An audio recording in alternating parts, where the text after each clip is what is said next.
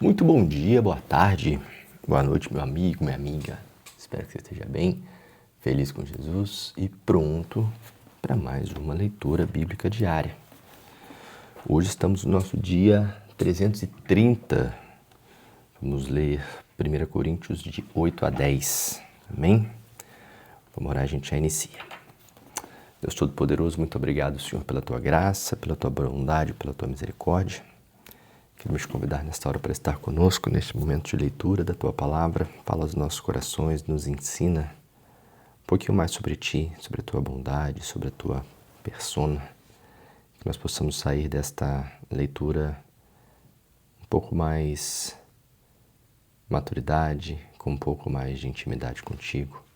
Em nome de Jesus. Amém. Obrigado, Deus. 1 Coríntios capítulo 8. Assim diz a palavra do Senhor. Com respeito aos alimentos sacrificados aos ídolos, sabemos que todos temos conhecimento. Conhecimento traz orgulho, mas o amor edifica. Quem pensa conhecer alguma coisa que ainda não conhece, ainda não conhece como deveria.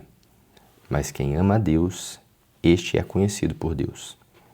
Portanto, em relação ao alimento sacrificado aos ídolos, sabemos que o ídolo não significa nada no mundo e que só existe um Deus. Pois mesmo que haja os chamados deuses, quer no céu, quer na terra, como de fato há muitos deuses e muitos senhores, para nós, porém, há um único Deus, o Pai, de quem vêm todas as coisas e para quem vivemos, e um só Senhor, Jesus Cristo, por meio de quem vieram todas as coisas e por meio de quem vivemos. Contudo, nem todos têm esse conhecimento. Alguns, ainda habituados com os ídolos, comem esse alimento como se fosse um sacrifício idólatra. E como a consciência deles é fraca, fica contaminada. A comida, porém, não nos torna aceitáveis diante de Deus. Não seremos piores se não comermos, nem melhores se comermos. Contudo, tenham cuidado para que o exercício da liberdade de vocês não se torne uma pedra de tropeço para os fracos. Pois, se alguém que tem a consciência fraca vir você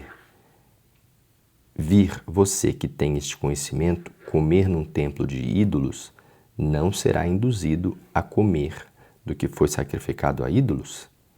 Assim, esse irmão fraco, por quem Cristo morreu, é destruído por causa do conhecimento que você tem.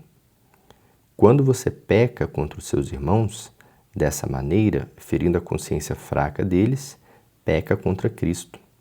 Portanto, se aquilo que eu como leva o meu irmão a pecar, nunca mais comerei carne, para não fazer meu irmão tropeçar. Capítulo 9. Não sou livre? Não sou apóstolo? Não vi Jesus, nosso Senhor? Não são vocês resultado do meu trabalho no Senhor? Ainda que não seja apóstolo para outros, certamente sou para vocês, pois vocês são o selo do meu apostolado no Senhor. Esta é a minha defesa diante daqueles que me julgam. Não temos nós o direito de comer e beber? Não temos nós o direito de levar conosco uma esposa crente, como fazem os outros apóstolos, os irmãos do Senhor e Pedro? Ou será que só eu e Barnabé não temos o direito de receber sustento sem trabalhar? Quem serve como soldado à própria custa? Quem planta uma vinha e não come do seu fruto? Quem apacenta um rebanho e não bebe do seu leite? Não digo isso do ponto de vista meramente humano. A lei não nos diz a mesma coisa, pois está escrito na lei de Moisés: não amordace o boi enquanto ele estiver debulhando o cereal. Por acaso é com bois que Deus está preocupado? Não é. Certamente por nossa causa que ele o diz? Sim, isso foi escrito em nosso favor, porque o lavrador quando ara e o debulhador quando debulha devem fazê-lo na esperança de participar da colheita. Se entre vocês semeamos coisas espirituais, seria demais colhermos de vocês coisas materiais? Se outros têm o direito de ser sustentados por vocês, não o temos nós ainda mais? Mas nós nunca usamos desse direito. Ao contrário, suportamos tudo para não colocar obstáculo algum ao Evangelho de Cristo. Vocês não sabem que aqueles que trabalham no templo alimentam-se das coisas do templo? E os que servem diante do altar participam do que é oferecido no altar? Da mesma forma, o Senhor ordenou àqueles que pregam o Evangelho que vivam do Evangelho. Mas eu não tenho usado de nenhum desses direitos. Não estou escrevendo na esperança de que vocês façam isso por mim. Prefiro morrer a permitir que alguém me prive deste meu orgulho. Contudo, quando prego o Evangelho, não posso me orgulhar, pois me é imposta a necessidade de pregar. Ai de mim se não pregar o Evangelho. Porque se prego de livre vontade, tenho recompensa. Contudo, como prego por obrigação, estou simplesmente cumprindo uma incumbência a mim confiada. Qual é, pois, a minha recompensa? Apenas esta, que pregando o Evangelho eu o apresente gratuitamente, não usando assim dos meus direitos ao pregá-lo. Porque, embora seja livre de todos, fiz-me escravo de todos, para ganhar o maior número possível de pessoas. Tornei-me judeu para os judeus, a fim de ganhar os judeus. Para os que estão debaixo da lei, tornei-me como se estivesse sujeito à lei, embora eu mesmo não esteja debaixo da lei, a fim de ganhar os que estão debaixo da lei. Para que estão sem lei, tornei-me como sem lei, embora não esteja livre da lei de Deus, e sim sobre a lei de Cristo, a fim de ganhar os que não têm a lei. Para com os fracos, tornei-me fraco, para ganhar os fracos. Tornei-me tudo para com todos, para de alguma forma salvar alguns. Faço tudo isso por causa do Evangelho, para ser coparticipante dele. Vocês não sabem que de todos que correm no estádio, apenas um ganha o prêmio? Corram de tal modo que alcancem o prêmio. Todos os que competem nos jogos se submetem a um treinamento rigoroso para obter uma coroa, que logo perece. Mas nós o fazemos para ganhar uma coroa que dura para sempre. Sendo assim, não corro como quem corre sem o alvo, e não luto como quem esmurra o ar, mas esmurro o meu corpo e faço dele o meu escravo, para que depois de ter pregado aos outros, eu mesmo não venha a ser reprovado. Capítulo 10. Porque não quero, irmãos, que vocês ignorem o fato de que todos os nossos antepassados estiveram sob a nuvem, e todos passaram pelo mar. Em Moisés, todos eles foram batizados na nuvem e no mar. Todos comeram o mesmo alimento espiritual e beberam da mesma bebida espiritual, pois bebiam da rocha espiritual que os acompanhava, e essa rocha era Cristo. Contudo, Deus não se agradou da maioria deles. Com isso, seus corpos ficaram espalhados no deserto. Essas coisas ocorreram como exemplos para nós, para que não cobicemos coisas más, como eles fizeram. Não sejam idólatras, como alguns deles foram, conforme está escrito: o povo se assentou para comer e beber, e levantou-se para se entregar à farra. Não pratiquemos imoralidade, como alguns deles fizeram, e num só dia morreram 23.000. Não devemos pôr o Senhor à prova, como alguns deles fizeram, e foram mortos por serpentes. E não se queixem, como alguns deles se queixaram, e foram mortos pelo anjo destruidor.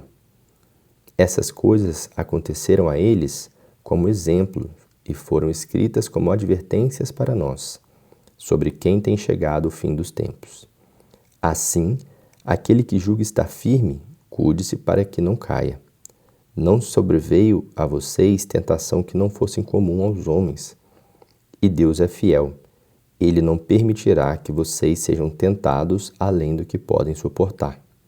Mas quando forem tentados, Ele mesmo lhe providenciará o escape para que possam suportar. Por isso, meus amados irmãos, fujam da idolatria. Estou falando a pessoas sensatas. Julguem vocês mesmos o que estou dizendo. Não é verdade que o cálice da bênção que abençoamos é uma participação no sangue de Cristo e que o pão que partimos é uma participação no corpo de Cristo? Como há somente um pão, nós que somos muitos somos um só corpo, pois todos participamos de um único pão. Considerem o povo de Israel. Os que comem dos sacrifícios não participam do altar? Portanto, o que estou querendo dizer?